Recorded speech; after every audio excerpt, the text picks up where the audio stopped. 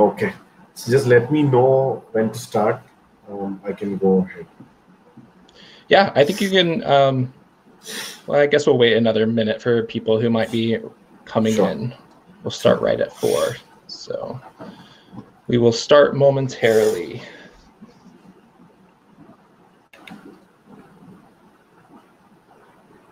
In the chat, is everybody having a good conference experience? Is the platform experience good? Any thoughts that anybody wants to type in on the chat while we wait another 30 seconds or so?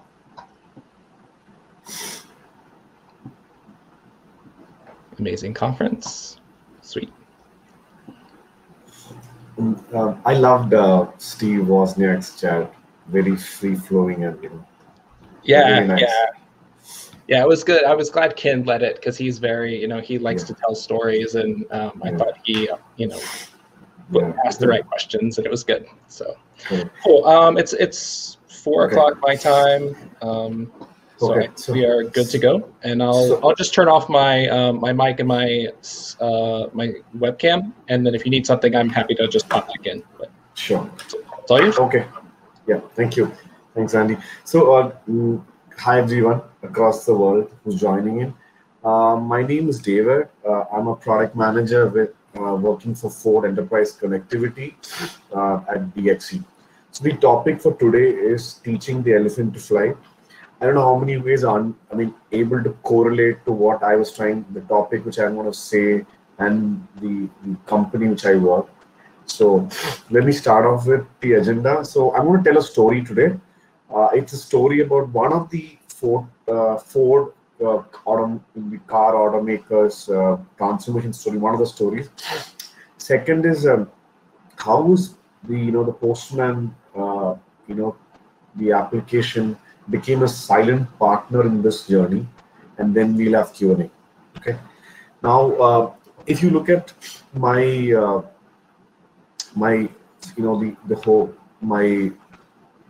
the topic, teaching the elephant to fly, this is what the whole presentation is based on. So you can see the elephant flying. So what is it I'm trying to equate to with elephant is this. So Ford, how many of you guys know? I don't know. Ford launched the Ford Mustang Monkey last year, and there was booking open. And starting this year, it's got released, and early people have got it, getting these vehicles. Now the reason I equated this with the flying elephant is because for Ford to reach there, it took many things, many pieces to that. Now, in my next slide, what you will see is the pieces which kind of happened over a period of, let's say, 5 years, 6 years, which finally culminated in that vehicle. Now, what you see on the wings, or basically the ears, is the Ford culture. That is basically that's the core of it, the soul of it. The other piece is what you see a building over there is a Detroit Coxtown. That's where the whole team Edison, which was tasked to push the whole EV program across Ford, was there. What do you see those two legs on front, and you see Ford Labs? Ford Labs was at the the edge of whole design thing of Ford, whole the way we work and all that stuff. The legs behind that, you'll see TNC, AWS, you'll see Azure. So TNC is basically the transportation mobility cloud. So what I'm trying to say is, in this story, these four things, four areas, people come into the picture. So let me go to the first one. Sorry. So the first and the most important thing is the culture, right? So why culture was very critical for this transformation. Ford is a 117-year-old company, right? It needed to reinvent. Now, why it needed to reinvent? You all know there was this whole trend towards CASE. CASE means connectivity, autonomous, shared, and then electric, right? Autonomous, if you guys know, Ford has been working with, Ford has got Argo AI and stuff. Connectivity, Ford has been working on connectivity over a period of time. Now we are, pretty good shape. But what the topic for today is electric, right? Now, if you see the third point, what I wrote there is Ford had for the first time had to put data on par with any other, team in Ford. So what that means is previously, software or IT used to be an enabler for manufacturing because the core functionality was to manufacture cars. But for the first time, it was changed, and data was in the same place as manufacturing is. Excuse me, I'm running a bad cold. Sorry. So the next piece of this jigsaw puzzle is Team Edison. So the building you saw in the previous slide, there was a task force set up in 2017. Specifically, Team Edison's aim was to focus and grow the battery electric offerings and create winning battery electric vehicles. So Mustang Monkey is the culmination of that, vehicle of that particular team. It was extremely cross-functional across different, teams and everything. There was a close to 11 billion investment, and you'll see that this is taking effect in many things. There was this transit which is going electric. You will see F-150 going electric. So you'll see a whole lot of, action going into that. Well, the third piece, right? Ford Labs. So I was part of Ford Labs when it was there initially, when we started initially. So you can see how the design has, evolved over a period of time. So you can see that what you see on the first screen is what the Ford Pass app, which was the connectivity app of Ford, was launched. That was in January 16th. The 2.0 version was in February 18. You can see evolution over there. And what you see right now is the 3.0 version.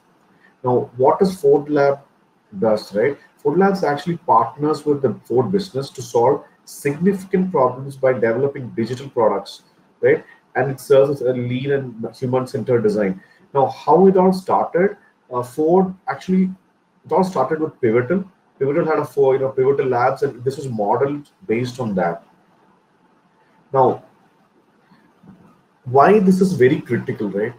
Ford was not used to software, developing software in this format. If you look at these three things, this is the first team which started pushing this across Ford, right? So we got involved in extreme programming, starting with pair programming. We got involved in test-driven development. We got involved in CICD, continuous integration development. So we started, doing MVP, value added, everyday push, all that stuff. The whole thing was based on lean startup because Ford used to have huge teams. Now it started going into small product teams, right? And many of these decisions used to be at data driven. So at a product manager level, we used to have access to data where we could make some decision. Lastly, the whole design part. Previously, big OEMs were concerned about the vehicle. They were not concerned about the design and the touch points, right? And all these touch points were different. It was not unified. Now, if you look at the 3.0, that design is unified across all the touch points of Ford. For example, you go to a website, you go to a portal, you see that design. You go to download the app, you see the design. You even go to the new Mustang Monkey vehicle, the screen, it has the same design. So it evolved over a period of time. Okay, so I think, yeah, so that was one of the key difference. Now the final piece to that puzzle is the connectivity platform. So Ford had a long-term engagement. Excuse me. I'm sorry. So Ford had a long-term engagement with Microsoft, starting long time back. So that is how the whole connectivity platform started with Ford. It was a monolith when it started, and then it started we now I'm part of the platform team, so now I know. So we started getting into breaking that monolith into microservices now. Now, after that, maybe 2018, Ford actually bought a company called as Autonomic, which had a product called as TMC. That's basically the Transportation Mobility Cloud. That's what you see in the screen. So this basically did the plumbing work. So what that means is Ford need not worry about how data is getting transferred from the vehicle to the cloud. This will take care. This particular application, the product will take care. Now, this is based on AWS, and it will do all the heavy lifting. So what the whole objective is that we different teams in Ford focus on the user experience, focus on the use cases. I think that's what the objective of the whole TMC is. Now, if you are a developer, you can go to developer.ford.com and you can get access to Ford connected vehicle APIs. Now, what are these APIs? These APIs, you get access to GPS location of the vehicle, command and control. Basically, you can start and stop a car and various other features, vehicle status. One of the functionality is used by Amazon is a functionality what you see there. It's called as Amazon Keys, where you can give access to the delivery person to deliver the package into your car. So you can just click a button, your vehicle will be opened, and the delivery person can drop the package in your car. So I'm just saying the use cases are limitless, right? So yeah, that was that. Now, all this kind of culminated right into a product. This is the interior of the Mustang Monkey, and you can see the design of whatever I was saying. So one of the features which I was working was the remote setup feature. So basically, when you pre-book just like you do a Tesla, right? When you pre-book a Mustang Monkey, you can do a lot of settings as part of your initial buying experience. And once you buy the car, you get your accounts hooked up. You get the whole of those preferences or setup which you already set up previously pushed into your car. So basically, it will have all the settings which you had. So I think that is one of the features which we worked on. Yeah. Now, excuse me.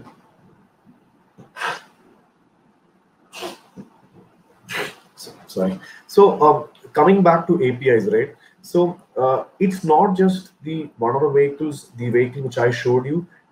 The whole API is disrupting the whole of mobility ecosystem in Ford. So what you see in the first screen is a service called as GoRide, which is Ford Transit, which helps elderly people for medical appointments. Second is the agreement with Uber and Lyft, where data is transferred. The data sharing happens across cities.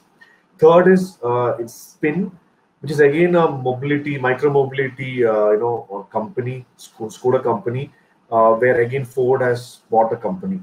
The fourth one, whatever you see here, is the self-driving vehicle of Ford, the Argo, and then you have the Autonomic, which I already explained, and then, for example, a use case which Ford is already working on is the auto insurance use case. So what is the commonality in all this is that Ford is an API driven company.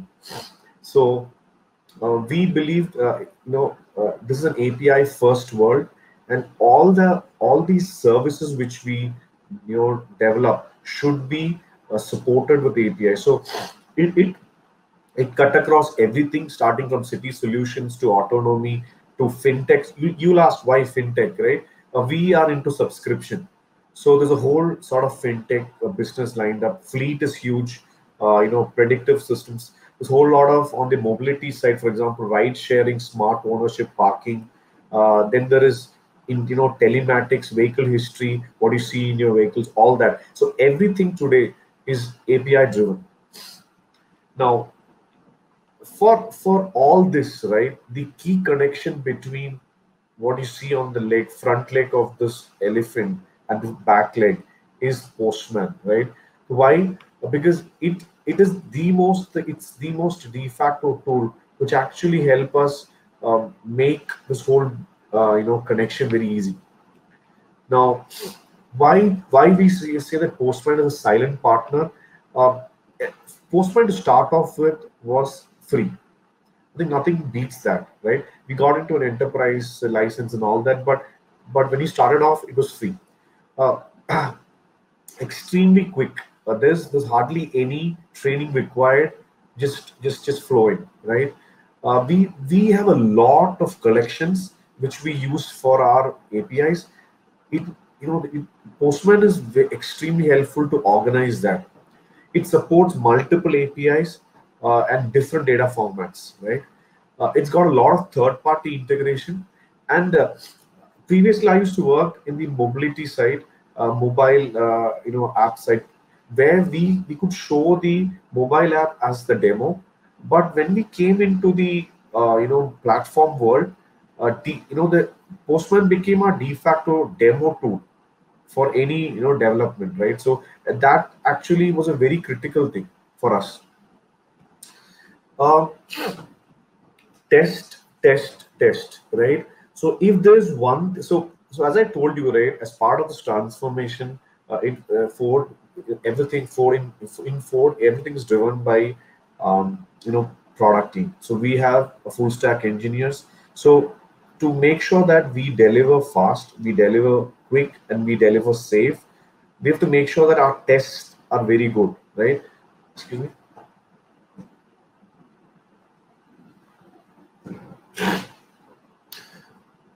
Postman has been extremely helpful because we use a lot of collection, and we use a lot of collection runners, and this gives us the response real time, right? It's very capable in running in different environments. It's helpful in data storage for different tests, right? We are able to also manipulate data, and we are able to even write test insertions, right? So this is extremely helpful for us. Yeah. Another key, offering from from Postman, which we really use, is we use Jenkins in our CI/CD pipeline, and the Newman command line tool from Postman. It's extremely easy for us to integrate, right? So the whole test runner can be we're using this right now, the flow, whatever you see there, right? So we're pushing the Newman, we have the code coming through Git, Jenkins, and then the Postman runs the scripts are up, right? Yeah.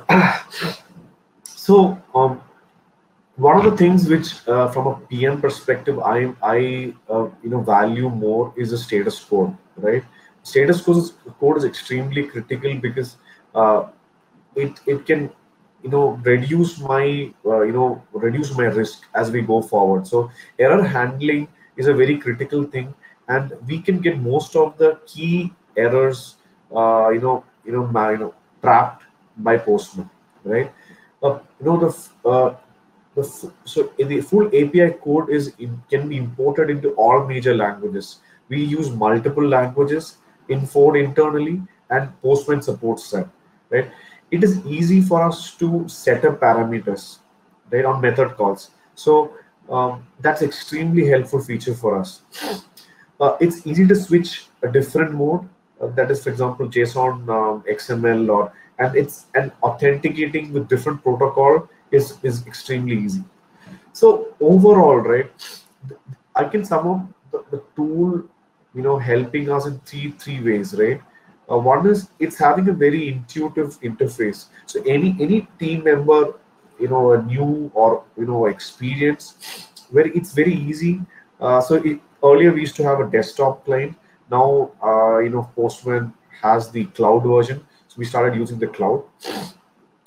Uh, Collaboration, right? So since the number of teams we have in our company is pretty high, most of the time we are able to share the scripts, the Postman scripts, and that is very critical because it can reduce the onboarding time for many teams. At end of the day, we are a platform team, and we want to make sure that the customers get onboarded very quickly, right? And that Postman helps a lot in that. Lastly, configuration, right? You can have a lot of configuration using Postman. I think it helped us scale in that direction, right? To do a lot of configuration, different environments, and a whole lot of stuff, right? Yeah. So I was talking about AWS. I was talking about Azure, but I'm not sure if you read this news few days back. Ford has actually got into a partnership with Google. Now, why this is very critical is this is a Morgan Stanley report. Okay, I'm just quoting the report. So let's say, so Ford has got 75 million vehicles on the road. So on an average, if we generate, let's say, $10 a month in data subscription, right, for entertainment or for retail service, that converts to around 9 billion in revenue. That's the guy Joans, who's the Morgan Stanley guy, calculated it. So if he applied a 55% pre-tax margin, and he's telling that if this works out, it's going to be $5 billion profit just from the data subscription, right? Okay, this all depends on how well we deliver and how well the customer is taking our features and all that stuff, right? So I think there's a huge potential there, right? So Ford is going with a 6-year partnership with Google for the cloud services, bringing Android platform to millions of vehicles, right? Now, this is a big shift, right? Why it's a big shift? Because over a period of many years, Ford is focused on getting the vehicles connected, right? So we made sure that connectivity is ready in most of the vehicles, especially let's say you take US market. I think close to 95% of the vehicles are connected. So basically what Ford is now trying to do is all the data, what was collected over a period of time, Ford is trying to use Google's AI, prowess in leveraging that real estate, right, and then monetizing it and making sure that there's a lot of use cases for customers, right? So I think that's something which is really exciting. That's just happened one day back, right? Now, lastly, right, uh, what I want to say is, I know everybody has already know Mustang. I mean, already know Tesla, right? But I just want to request you guys to test out the Ford Mustang Monkey, because it is really going to change your perspective about Ford. Because you know so I'll go back to what I showed in that screen. Yeah. So it took close to, let's say, 5-6 years, cutting across Ford culture, putting up a specific team for EV, changing the way we, develop software, using design, human-centered design, investing in platform, right? And all that kind of culminated in this product, right? So what I'm trying to say is, it's going to be a new experience for customers, and trust me, it's going to compete. This is going to be a product which is going to compete with Tesla, right? So try it out. You can, the specs are there. 3.5 seconds in 0-60, 3.5 seconds. You've got a good amount of range, right? Go and order now. Yeah.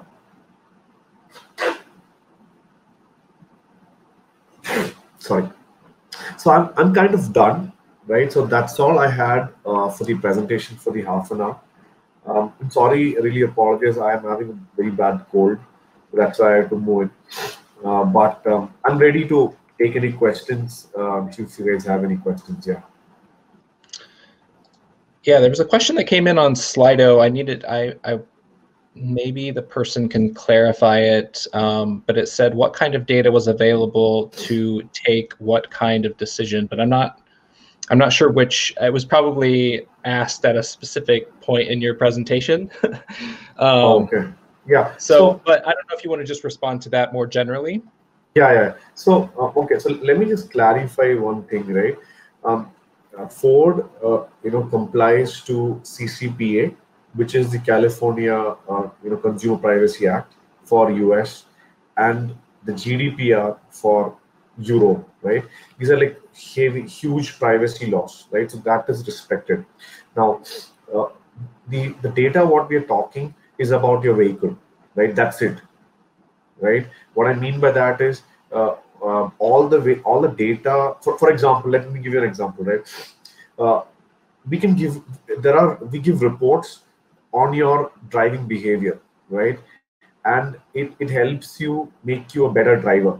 So end of the day, we're using that data of how you use the car to make sure that you get a better drive. For example, you want to do a better, let's say, mileage, or those kind of things, right? So it's not like what let's say Google tracks you in the web. I mean, that's not what we're trying to do is use the data what the car generates and give value add to the customer. I mean, that's what we were looking at when we say data.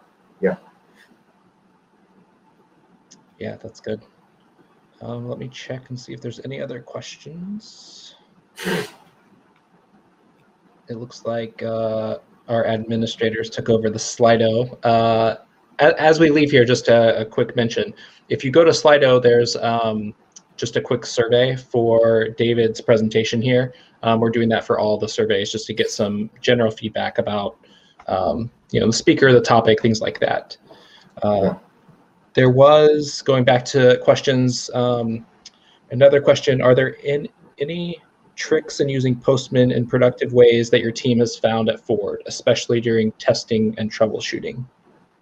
Yeah. So okay, yeah, good question, right? So so across Ford, this is the de facto tool which we are using for platforms, right? For API. So there's no other tool which we used to have SOAP UI and all that. Now we moved, right? That is point one. Point two is we use this specifically in when we use Jenkins, and we started so basically for acceptance testing, and make sure, and we have integrated that with Git. We've integrated that with if VictorOps Splunk, just to make sure that if there's any failure and stuff like that, it is communicated. So that's what we've done for now. Yeah.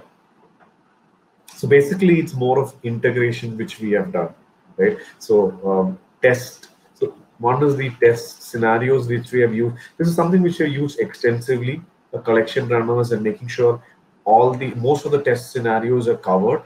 That's the primary thing which we use with Postman. So yeah, that's what we do right now. Yeah. Yeah, that's good. All right. Any other questions? Let me just check. I think that is it. David, thank you. Really good, really super interesting to hear the story of where Ford's moving. So appreciate that. And everybody, I think there's another stage session, another really interesting one from my perspective that talks about Kroger and implementing an API program at Kroger, which, like Ford, is a really old company that's going through this digital transformation. So join that one if you can. If not, have a great morning, evening, afternoon, depending on where you're at in the world. And I'll talk to you soon. David, feel better too, please. Thank you. All right. Bye, everybody. Thanks, everyone.